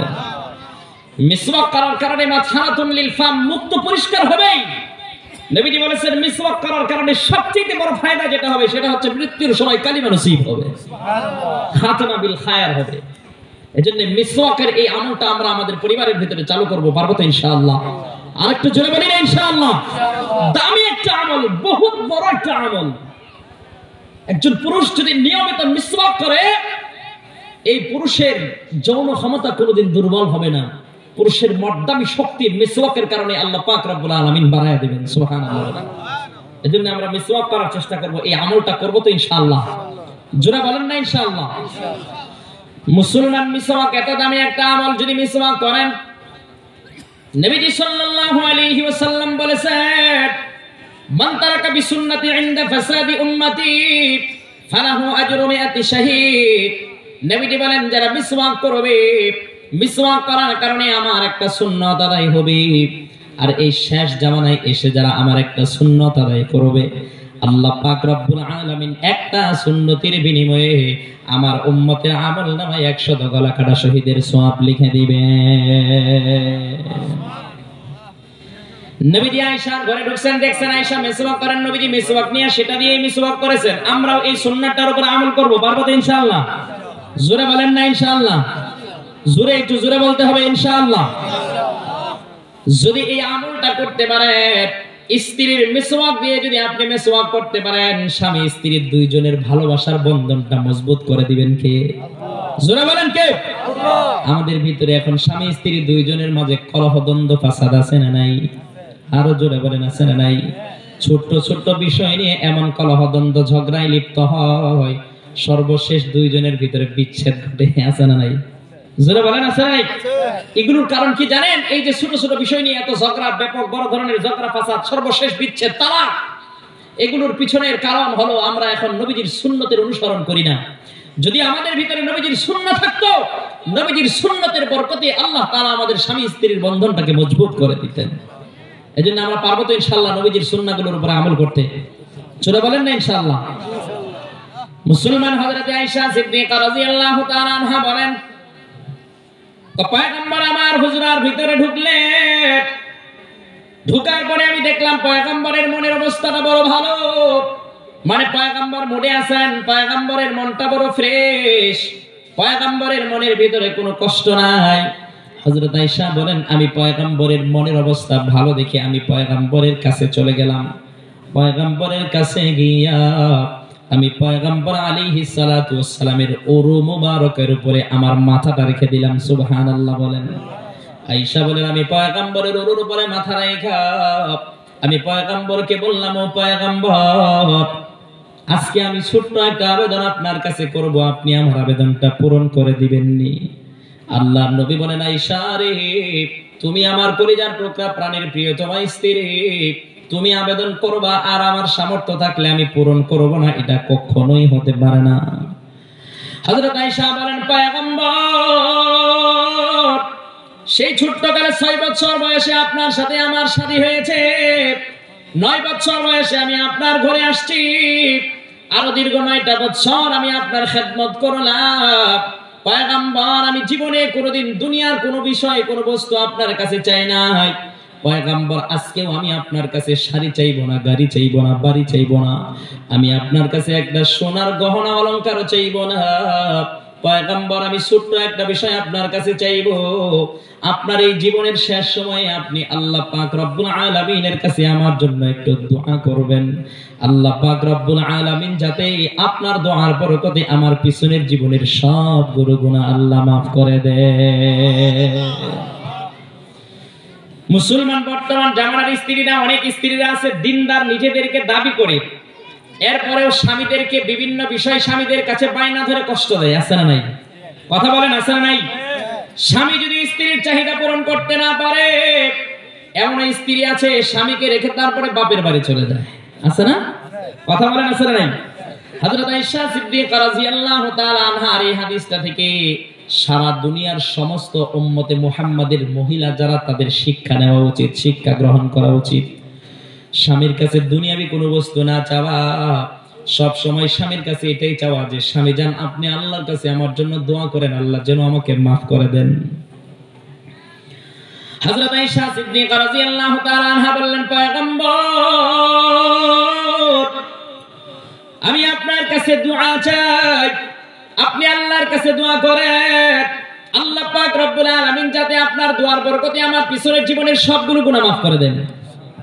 নবীজি সাল্লাল্লাহু আলাইহি ওয়াসাল্লাম সাথে সাথে তিনি দুইটা হাত তুললেন, দুইটা হাত তুলে মালিককে ডেকে বললেন, মালিক আল্লাহ আমার প্রাণের প্রিয়তমা স্ত্রী, আমার কলিজার টুকরা আমার কাছে দোয়া চেয়েছে। আল্লাহ গো, আমি আমার কলিজার টুকরার জন্য দোয়া করলাম, আল্লাহ তুমি তার আগের এবং পরের, সামনের এবং পিছনের, প্রকাশ্যে এবং গোপনে এসে যত গুনাহ করেছে সব গুনাহ তুমি মাফ করে দাও। বলেন তো দেখি, নবীজির দোয়া কি আল্লাহ ফেরত দিতে পারেন? কথা বলেন, ফেরত দিতে পারেন? নবীরা হলো মুস্তাজাবুদ দাওয়াত। আল্লাহর কাছে যদি কোনো দোয়া করে আল্লাহ পাক রব্বুল আলামিন দোয়া কবুল করে নেয়। নবীজি যখন আয়েশার জন্য দোয়া করলেন, হযরত আয়েশা নবীজির এই দোয়া শুনে তিনি হাসতে হাসতে নবীজির উরু মুবারকের উপরে, কুল মুবারকের উপরে শুয়ে পড়লেন। সুবহানাল্লাহ বলেন। নবীজি বলেন, আয়েশা তোমার জন্য আমি দোয়া করলাম আর তুমি হাসতে হাসতে আমার কোলের উপরে পড়ে গেলা। আয়েশা রে, বুঝলাম না আমার দোয়ার কারণে তুমি কেন হাসো? হযরত আয়েশা বলেন, পয়গম্বর আমি নিশ্চিত ভাবে জানি আল্লাহর কাছে যদি আপনি কোনো দোয়া করেন আল্লাহ আপনার দোয়া ফেরত দিবেন না। আজকে আমি নিশ্চিত ভাবে জেনেছি আপনি যখন আমার জন্য আল্লাহর কাছে দোয়া করেছেন, আল্লাহ পাক রব্বুল আলামিন আপনার দোয়া কবুল করে নিয়ে আল্লাহ আমার জীবনের গুনাহগুলো মাফ করে দিয়েছেন। এই খুশিতে আমি আনন্দে আত্মহারা হয়ে হাসতে হাসতে আপনার কোলের উপরে পড়ে গেছি। নবীজি আয়েশার দিকে তাকাইয়া দুইটা চোখের পানি ছেড়ে দিয়া আয়েশাকে বলতেছেন, আয়েশা তোমার জন্য জীবনে একবার এইভাবে দোয়া করলাম, তুমি আমার এই জীবনের একবারের দোয়া শুনে এতটা আনন্দিত, এতটা খুশি হয়েছো। আয়েশা রে, মনে রেখো আমি আমার প্রত্যেকটা উম্মতের জন্য দৈনিক 5 বার 5 ওয়াক্ত নামাজের পরে আমি আল্লাহর কাছে এই দোয়াটাই করি আর বলি, আল্লাহ তুমি আমার গুনাহগার উম্মতদেরকে তুমি জাহান্নামের আগুনে জ্বালায়ো না। আল্লাহ তুমি আমার গুনাহগার উম্মতদেরকে মাফ করে দিও। আল্লাহর নবী বলেন, আয়েশা রে, আমি প্রতিদিন 5 বার 5 ওয়াক্ত নামাজের পরে আমি আমার গুনাহগার উম্মতদের জন্য এইভাবে দোয়া করি। বলেন এই হাদিস থেকে কি বোঝা যায়? নবীজি সাল্লাল্লাহু আলাইহি সাল্লাম উম্মতের প্রতি নবীজির মহব্বত, ভালোবাসা কম ছিল না বেশি ছিল? জোরে বলেন। লম্বা করে বলি না, ছোট্ট করে একটু বলি। নবীজি তায়েফের ময়দানে 10 দিন দাওয়াত দিয়েছেন। নবুয়ত প্রাপ্তির পর তিনি মক্কায় দাওয়াত দিয়েছেন। 10 বছর ইসলাম কবুল করে না। ইসলামের ব্যাপক বিস্তৃতি ঘটে নাই, মুসলিময় কিছু মানুষ ইসলাম কবুল করেছে। নবীজি দিন প্রচারের জন্য তিনি তায়েফের ময়দানে চলে গেছেন। 10 দিন দিন রাত তায়েফ শহরবাসীকে তিনি দাওয়াত দিয়েছেন, বাজারে, রাস্তাঘাটে, ঘরে বাড়িতে, প্রকাশ্যে গোপনে। সর্বশেষ কেউ যখন তায়েফের মানুষগুলো নবীজির দাওয়াত কবুল করলো না, এবার নবীজি সাল্লাল্লাহু আলাইহি ওয়াসাল্লাম তায়েফের সর্দার যারা ছিলেন, 3 জন ছিল তায়েফের সর্দার, 3 ভাই ছিল। এই তিন ভাইয়ের এক ভাইয়ের নাম ছিল হাবিব, আরেকজনের নাম ছিল মাসউদ, আরেকজনের নাম ছিল আব্দুল। এই তিনজনের কাছে তিনি নবীজি দ্বীনের দাওয়াত নিয়ে গেলেন। রাতের অন্ধকারে, রাত যখন গভীর হয়ে গেল তখন রাতের অন্ধকারে এই তিনজনকে গিয়ে তায়েফের ময়দানে নবীজি ইসলামের দাওয়াত দিলেন। এরা একজনও ইসলাম কবুল করলো না, নবীজির দাওয়াত কবুল করলো না, বরং তিনজন নবীজির দাওয়াতে তিনজন নবীজিকে তিন ভাবে কথা বলল। একজন বলল যে আল্লাহ কি তুমি ছাড়া আর কাউকে নবী বানায়া দুনিয়াতে পাঠাতে পারে নাই। আরেকজন বলল আল্লাহ পাক রব্বুল আলামিন কত উঁচু বংশ থুইয়া আল্লাহ কুরাইশ বংশের নবী পাঠাইছে, হাইরে কেমন কথা। তৃতীয় জন বলল আমি তোমার সাথে কোনো কথাই বলবো না, কারণ তুমি যদি আসলেই প্রকৃতপক্ষে নবী হয়ে থাকো তাহলে তোমার সাথে আমি তর্ক করে কোনোদিন বিজয়ী হতে পারবো না, আর যদি তুমি নবী না হও তাহলে তোমার সাথে আমার কথা বলাই অনুচিত, সুতরাং তোমার সাথে আমি কথা বলবো না। গভীর রজনীতে তায়েফের এই তিন ভাই সর্দার তারা নবীজিকে তায়েফ শহর থেকে বের হয়ে যেতে বলল। নবীজি বললেন আমি বের হয়ে যাব, তবে যেহেতু তোমরা তায়েফের সর্দার, তোমাদের কাছে আমার ছোট্ট একটা রিকোয়েস্ট আবেদন থাকবে। তোমরা আমার খবরটা, আমি যে তোমাদেরকে ইসলামের দাওয়াত দেওয়ার জন্য আসছি, এই খবরটা তোমরা বাহিরে প্রচার করবা না। কিন্তু এই তিন ভাই সর্দাররা নবীজির কথা মানলো না। রাতের বেলায় তারা খবরটা ছড়াইয়া দিল। তায়েফের দুষ্ট যুবক যারা এদেরকে নবীজির পিছনে লেলিয়ে দিল, এই তায়েফের দুষ্ট যুবকেরা পয়গম্বরকে তায়েফ শহর থেকে বের করে দেওয়ার জন্য ধারালো পাথরগুলো তারা সংগ্রহ করলো। এই পাথরগুলো দিয়ে তারা সকালবেলায় নবীজির শরীরে আঘাত করবে। মুসলমান তায়েফ শহরের তৎকালীন জামানের ধারালো পাথর, এই পাথরগুলো যখন পয়গম্বরের শরীর মুবারকের ভিতরে নিক্ষেপ করে, পয়গম্বরের শরীরের যেখানে গিয়ে পাথরগুলো লাগে সেখানে ক্ষত বিক্ষত হয়ে যায়, সেখান থেকেই ঝরঝর করে রক্ত পড়ে। আল্লাহর হাবিব বারবার তায়েফের দুষ্ট যুবকদেরকে বোঝানোর চেষ্টা করলেন। তাদেরকে বলতে লাগলেন আরে তায়েফের যুবকরা তোরা আমারে মারিস না, আমি তোদের কল্যাণকামী, আমি তোদের হিতাকাঙ্ক্ষী, আমি তোদেরকে পরকালের শাস্তি থেকে মুক্তি দেওয়ার জন্য, জাহান্নামের আযাব থেকে তোদেরকে বাঁচানোর জন্য আমি তোদের কাছে আসছিলাম, তোরা আমাকে ভুল বুঝবি না। কিন্তু তায়েফের একজন যুবক এই কথাগুলো শুনল না। কিতাবের ভিতরে লিখে ওই পাথরগুলো দিয়ে যখন আঘাত করে, আল্লাহর হাবিব পাথরের আঘাত সহ্য করতে না পেরে জমিনে যখন বসে পড়ে, তায়েফের যুবকরা আবার পয়গম্বরকে ধরে উঠায় দেয়। আল্লাহর হাবিবের সাথে ওই সময় সফর সঙ্গে ছিলেন নবীজি সাল্লাল্লাহু আলাইহি ওয়াসাল্লামের পালক পুত্র যায়েদ ইবনে হারেসা। মুসলমান কিতাবের ভিতরে লিখে যায়েদ ইবনে হারেসা পয়গম্বরের ঢাল হইয়া পয়গম্বরের সামনে দাঁড়ায়া পাথরের আঘাতগুলো ফেরায়। এক পর্যায়ে একটা পাথর যায়েদ ইবনে হারেসার মাথার ভিতরে লাগে, লাগার সাথে সাথে যায়েদ ইবনে হারেসা এবার জমিনের ভিতরে অজ্ঞান হয়ে পড়ে যায়। এই সুযোগটা পাইয়া তায়েফের যুবকরা পয়গম্বরের শরীরের ভিতরে এই পরিমাণ জোরে জোরে পাথর দিয়ে আঘাত করতে শুরু করে।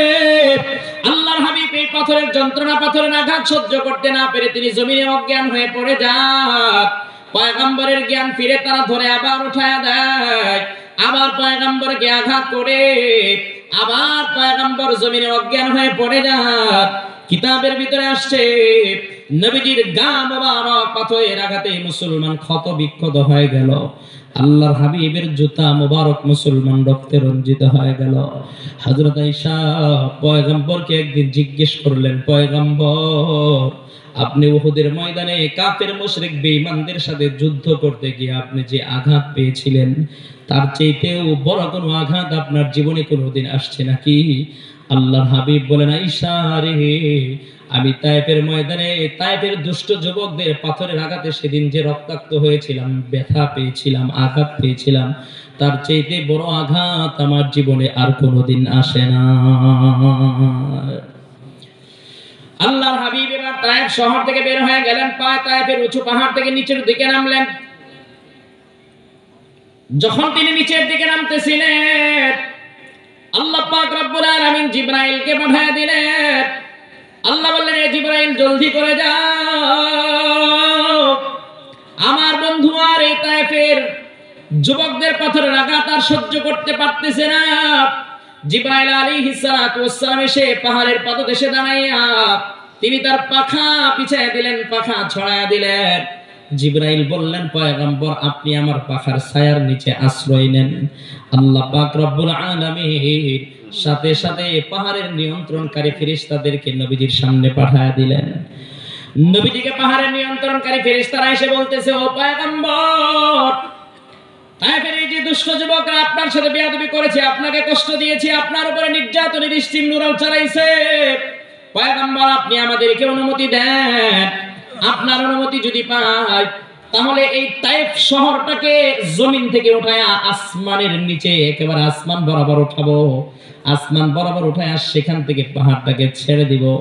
এর মানে তায়েফ শহর, তায়েফের পাহাড়, সবকিছু তায়েফবাসী যা আছে সবাইকে সমূলে ধ্বংস করে দিব।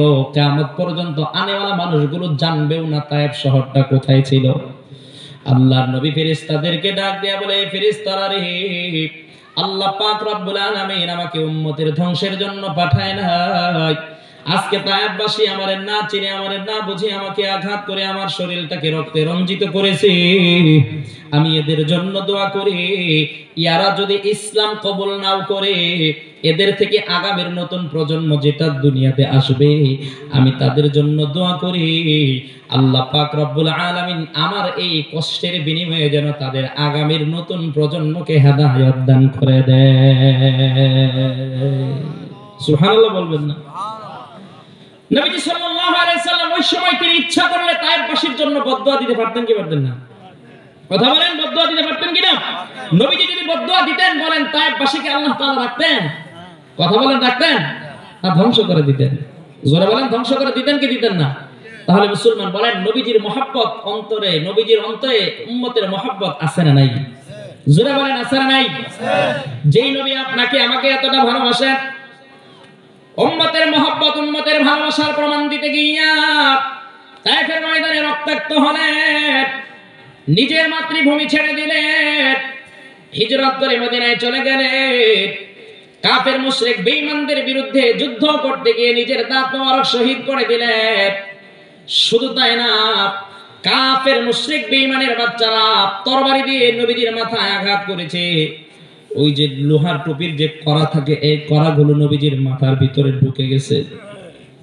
নবীজি সাল্লাল্লাহু আলাইহি ওয়াসাল্লাম কাফের মুশরিক বেঈমানদের এত নির্যাতন সহ্য করে তিনি উম্মতের ভালোবাসার প্রমাণ দিয়েছেন। কথা বলেন ঠিক কি না?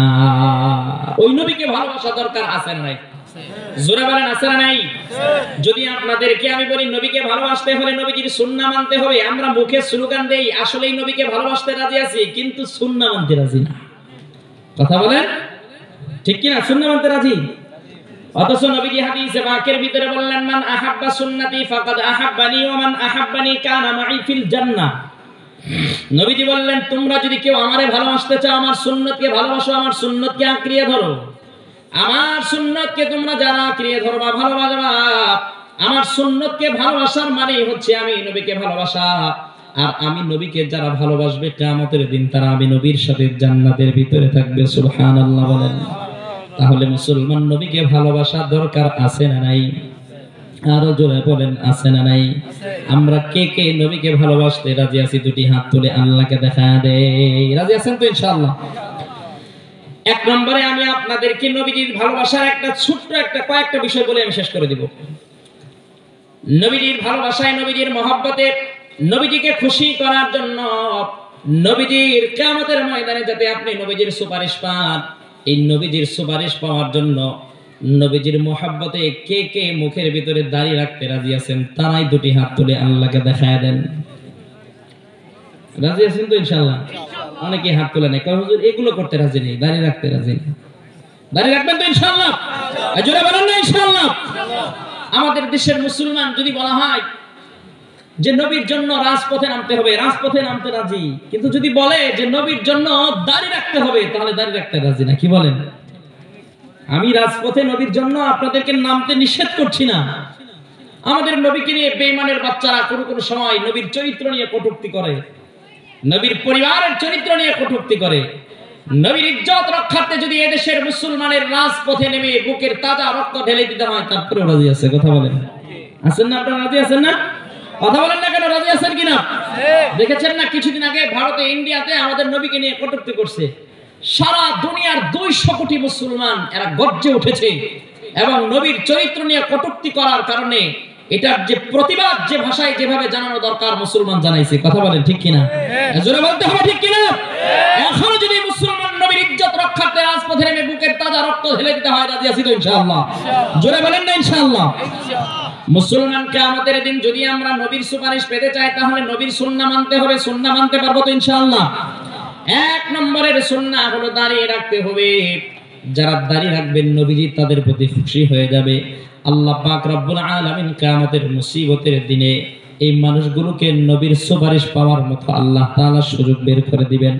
এজন্যই নবীর সুপারিশ পাওয়ার জন্য দাঁড়িয়ে রাখা দরকার, রাখতেই হবে। আমরা রাখবো তো ইনশাআল্লাহ?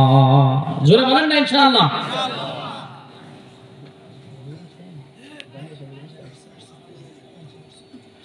আলহামদুলিল্লাহ, আমি আলোচনা শেষ করে দিব। আর কিছু সুন্নতের কথা বলি, আমি সংক্ষিপ্ত করে বলে দিই। নবীজির সুন্নত, নবীর মহব্বতে মাথায় টুপি রাখা, মাথাটা ঢেকে রাখা, পারবো তো ইনশাআল্লাহ? চুলগুলোকে বাবরি, জিম্মা, লম্মা, ওফরা, 3 তরিকার যে কোনো এক তরিকার বাবরি রাখা, এই কানের লতি বরাবর, ঘাড় বরাবর অথবা এই পর্যন্ত কাঁধ বরাবর। এখন চুলের বিভিন্ন স্টাইল আছে, হেয়ার কাটিং যুবক ভাইয়ারা করে, সামনে বড় পিছনে ছোট, অথবা পিছনে বড় সামনে ছোট, আছে না? এগুলো সুন্নাহ বহির্ভূত কাট, কি বলেন? এগুলো দাজ্জালি মার্কা কাট, দাজ্জালের মিশন। এগুলো দাজ্জালি মিশনগুলো মানুষদের মাধ্যমে পরিচালনা করছে এখন। এই যুবক ভাই আপনারা এটা করবেন না, এটার ভিতরে কোনো সৌন্দর্য নাই। নবীজির সুন্নাহর চাইতে বড় সুন্দর, বড় কি বলে আপনার সুন্দর আদর্শ আর এই পৃথিবীতে আর কোনো আদর্শ হতে পারে না। বলেন পারে? এজন্য আমরা নবীর মহব্বতে পারলে বাবরি রাখবো, না হলে সামনে পিছনে ছোট করে রাখবো, সমান করে রাখবো, পারবো তো ইনশাআল্লাহ? মুখে দাঁড়িয়ে রাখবো, মুখ ছোট রাখবো, প্রস্রাব পায়খানা করার সময় ঢিলা কলপ ব্যবহার করব। যে কোনো ভালো কাজ ডান দিক থেকে শুরু করব, যে কোনো খারাপ কাজ এটা আমরা বাম দিক থেকে শুরু করব, পারবো ইনশাআল্লাহ? বাথরুমে ঢোকার সময় ডান পা দিয়ে ঢুকবো, বের হওয়ার সময় আমরা বাম পা দিয়ে বের হবো, পারবো? কথা বলেন, পারবো তো ইনশাআল্লাহ? মাঝে মাঝে আমরা স্ত্রীকে পিটাবো, স্ত্রীকে পিটানো এটাও সুন্নাত।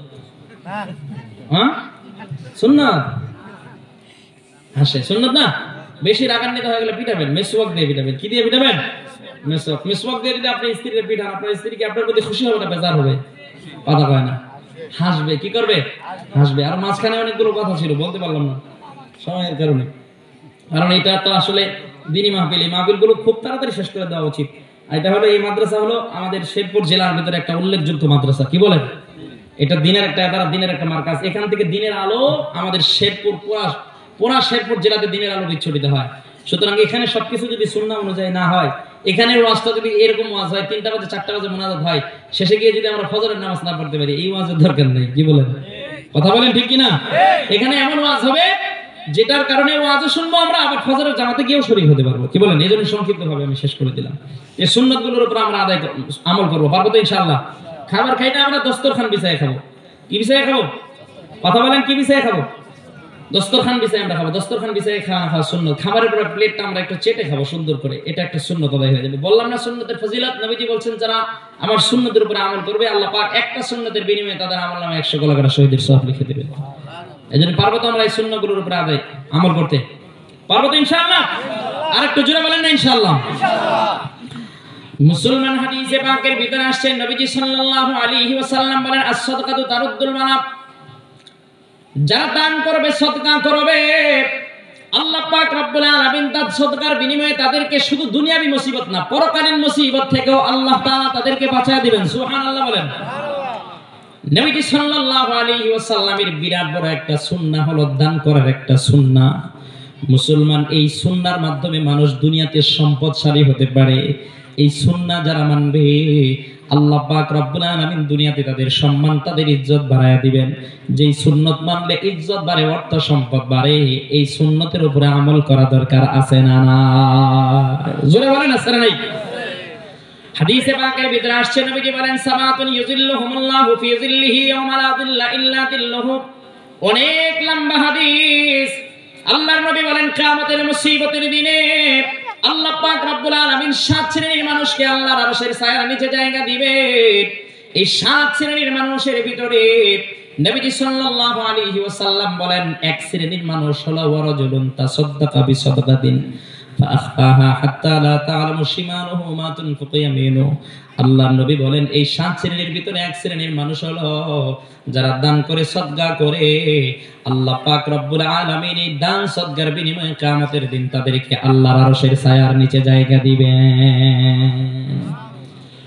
আল্লাহর কোরআন বলে মান জাআ বিল হাসানাতি ফালাহু আশরু আমসালিহা। আল্লাহ বলেন বান্দা তোমরা আমার রাস্তায় 1 টাকাও যদি দাও, আমি আল্লাহ তোমার এই 1 টাকার সওয়াব 10 টাকার সমপরিমাণ সওয়াব আমি আল্লাহ তোমার আমলনামায় দিয়ে দিব। সুবহানাল্লাহ। নবীজি বলেন যারা আল্লাহর রাস্তায় 1 টাকাও যারা দান করবে, আল্লাহ পাক রব্বুল আলামিন কিয়ামতের মুসিবতের দিনে আল্লাহ পাক রব্বুল আলামিন তাদেরকে দুনিয়াতেই 1 টাকার বিনিময়ে 10 টাকার মালিক বানায়া দিবেন। সুবহানাল্লাহ বলেন। বিশ্বাস হয় আপনাদের? হয়। ছোট্ট করে একটু বলি তারপরে শেষ করে দিব। হযরত আলী রাদিয়াল্লাহু তাআলা আনহুর একটা ঘটনা কিতাবের ভিতরে আসছে। কিতাবটার নাম হলো দালিলুস সাইলিন। এই কিতাবের লেখক হলো আনাস ইবনে ইসমাঈল। তিনি এই কিতাবটা লিখেছেন। এই কিতাবের ভিতরে তিনি আরবি একটা ঘটনা তিনি উল্লেখ করেছেন। হযরত আলী রাদিয়াল্লাহু তাআলা আনহু তিনি একদিন তার বাড়ির আঙ্গিনার ভিতরে বসে বসে কাজ করতেছিলেন। এমন সময় একজন ভিক্ষুক এসে আলীর কাছে হাত বাড়ায়া দিয়েছে। আলীকে ডাক দিয়া বলতেছে, আলী তোমার কাছে আমি একটু সাহায্য চাই, আমার একটু সাহায্য দাও। আলী বলেন আমার ঘরে খাবার নাই, মাত্র 6 দিরহাম আছে। এই 6 দিরহাম আমি আরেকজনের কাছে ঋণ করেছি, ঋণ পরিশোধ করার জন্য আমার স্ত্রী ফাতেমার কাছে রেখে আসছি।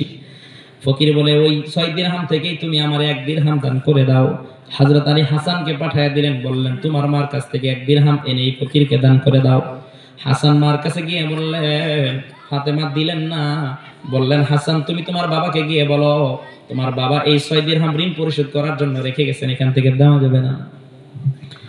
হযরত হাসান এসে বলতেছেন বাবা মা তো দিল না, কয় এবার তোমার মারে গিয়ে বলো 6 দিরহাম ওই দিতে, 6 দিরহামই ফকিরে দান করে দেবেন। সুবহানাল্লাহ বলেন। হযরত হাসান এবার ফাতেমাকে গিয়ে বলে মা বাবা 6 দিরহাম ওই দিতে বলছে। ফাতেমা 6 দিরহাম দিয়ে দিছে। হযরত আলী এই 6 দিরহাম নিয়ে ফকিরকে দান করে দিছে। আলীর তো কোনো ভয় নাই, আলী তো জানে আল্লাহর রাস্তায় 1 দিলে আল্লাহ কত দেয়। কথা বলেন কত দেয় আল্লাহ? 10 দেয়। এই কথার উপরে আলী রাদিয়াল্লাহু তাআলা আনহুর পূর্ণ আস্থা এবং বিশ্বাস আছে। হযরত আলী রাদিয়াল্লাহু তাআলা আনহু 6 দিরহাম দান করার পরে তিনি কাজ করতেছিলেন আঙ্গিনার ভিতরে বসে। এমন সময় আল্লাহর নবীর একজন সাহাবী সুন্দর একটা উট নিয়ে আলীর বাড়ির সামনে দিয়ে যায়। আলীকে ডাক দেয়া বলে আলী রে উটটা আমি বিক্রি করব, উটটা তুমি ক্রয় করবা নি। আলী বলে তোমার উটটা বড় সুন্দর, আমার ক্রয় করার ইচ্ছা আছে কিন্তু আমার তো সামর্থ্য নাই, আমার তো টাকা নাই, কেমনে ক্রয় করব? কয় দাম দর ফিক্সড করো, যদি দাম দর ঠিক হয়ে যায় লাগলে তোমার কাছে আমি বাকিতে বিক্রি করে দিব। সুবহানাল্লাহ বলেন। দাম দর ঠিক হয়ে গেল। 140 দিরহাম দিয়ে হযরত আলী উটটাকে ক্রয় করে নিলেন। বাকিতে ক্রয় করছেন, নগদে না, টাকা তো নাই। উটটা বাড়ির আঙ্গিনার ভিতরে বেঁধে রাখছেন। এমন সময় আল্লাহর নবীর আরেকজন সাহাবী আলীর বাড়ির সামনে দিয়ে যায়। আলীকে ডাক দিয়ে বলে আলী তুমি বড় গরীব, তোমার বাড়ির সামনে এত সুন্দর উট কোথায় পেলা, কেমনে এটা ব্যবস্থা হলো? হযরত আলী বলেন এটা আমি ক্রয় করেছি।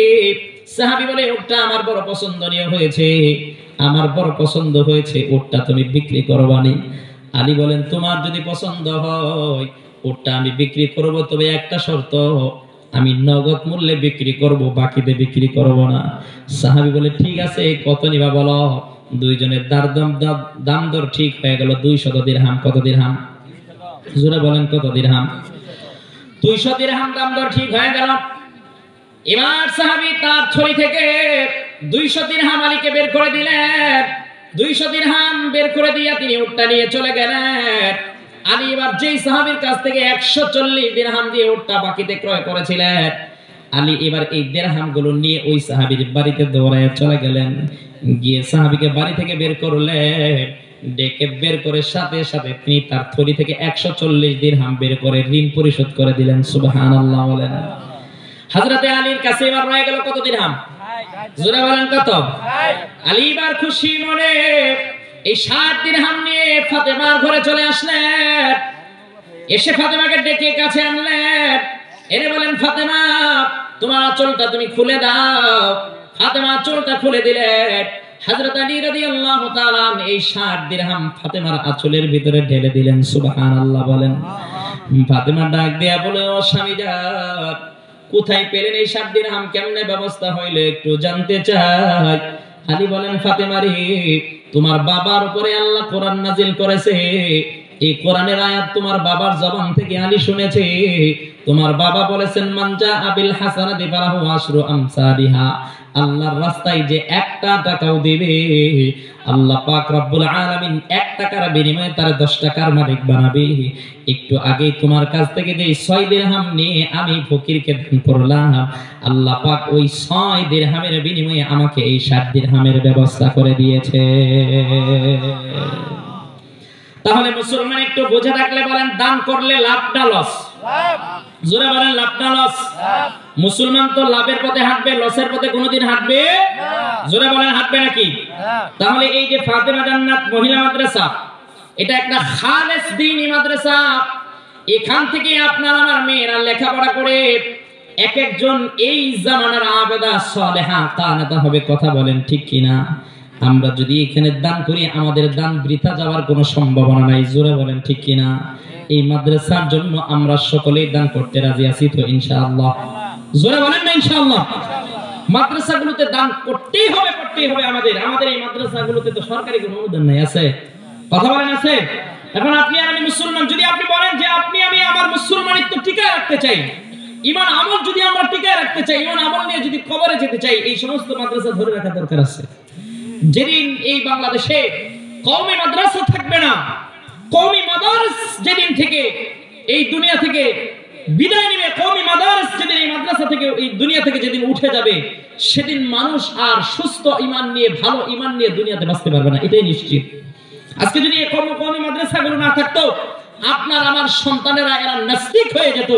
শুধুমাত্র কওমি মাদ্রাসার বরকতে আমাদের মুসলিম যুবকরা এখন নাস্তিকবাদের দিকে হাঁটে না। কথা বলেন ঠিক কিনা? জোরে বলতে হবে। আজকে এই কওমি মাদ্রাসাগুলো না থাকলে আপনার আমার মেয়ের অবস্থা, ছেলের অবস্থা যে কি হতো, এটা আল্লাহ ভালো জানে। এজন্য এই কওমি মাদ্রাসাগুলোকে আমরা আমাদের জীবন দিয়ে, আমাদের অর্থ দিয়ে, জীবনের সবকিছুর বিনিময়ে হলেও এই কওমি মাদ্রাসাগুলোকে আমাদের টিকায় রাখতে হবে। রাখতে হবে না? কথা বলেন, রাখা দরকার আছে না নাই? মহতারাম হাজিরিন, সংক্ষিপ্ত আকারে এখন আখিরি মুনাজাত হবে। এই আখিরি মুনাজাতের আগে আপনারা একটু মেহেরবানি করে এই মাদ্রাসার জন্য বলবেন, বেশি না 100 মানুষ 1000 করে টাকা দিবেন। 100 মানুষ, এখানে অনেক মানুষ আছেন, আপনারা 100 মানুষ নগদ 1000 করে টাকা দিবেন, যে হুজুর আমি এই মাদ্রাসায় আল্লাহর কোরআনের খেদমতের জন্য আমি 1000 টাকা দিব। আজকের এই গভীর রজনীতে এটা দোয়া কবুলের সময়, আর আমি মুসাফির, আমি যদি অথবা অন্য কোনো মুসাফির ভাই যদি আপনাদেরকে নিয়ে দোয়া করেন, আল্লাহ তাআলা দোয়া ফেরত দিবেন না। আল্লাহ 3 ব্যক্তির দোয়া কবুল করেন, এর মধ্যে একজন হলো মুসাফির। মুসাফিরের দোয়া আল্লাহ তাআলা কবুল করেন। এইজন্য এই গভীর রজনীতে দোয়া কবুলের সময় আপনাদেরকে নিয়ে দোয়া করা হবে। আপনারা এই মাদ্রাসার জন্য 100 মানুষ 1000 করে টাকা দিবেন। প্রথমে কে দিবেন? হাদিসের মধ্যে আসছে, নবী সাল্লাল্লাহু আলাইহি ওয়াসাল্লাম বলেছেন, আদ-দাল্লু আলাল খাইরি কাফাইলিহি, যারা ভালো কাজের সূচনা করে তাদের দেখা দেখি পরবর্তীতে যতগুলো মানুষ এই ভালো কাজের ভিতরে অংশগ্রহণ করে। কি নাম আপনার? আব্দুল বারেক ওয়ার্কশপ, আলম মিয়া ভাই। আব্দুল বারেক ওয়ার্কশপ, উনি আগে 1000 দিয়েছেন, এখন আবার 1000 দিলেন। আলম মিয়া ভাই, উনিও 1000 টাকা দিয়েছেন। একটু তাকবীর দেওয়া যাবে? পারবেন তো? নারায়ে তাকবীর। এই দুইজন ভাই এই মাদ্রাসার জন্য 2000 টাকা দান করেছেন। আল্লাহ পাক রব্বুল আলামিন ওনাদের দান কবুল করুক। জোরে বলেন আমিন। আর একটু জোরে বলেন না আমিন। রব্বুল আলামিন, আল্লাহ তুমি তোমার বান্দাদের দান কবুল করে নাও। দানের খবরগুলো তুমি সোনার মদিনায় পৌঁছায় দাও। যেই নিয়তে দান করছে আল্লাহ তুমি নিয়ত পুরা করে দাও। দানকে ওসিলা করিয়া তুমি তাদের পরকালের জিন্দেগি সুন্দর করে দাও। কিয়ামতের মুসিবতের দিনে ফাইনালে বিনা হিসাবে জান্নাতে যাওয়ার সুযোগ দিয়ে বলেন আমিন। কি নাম বাবা?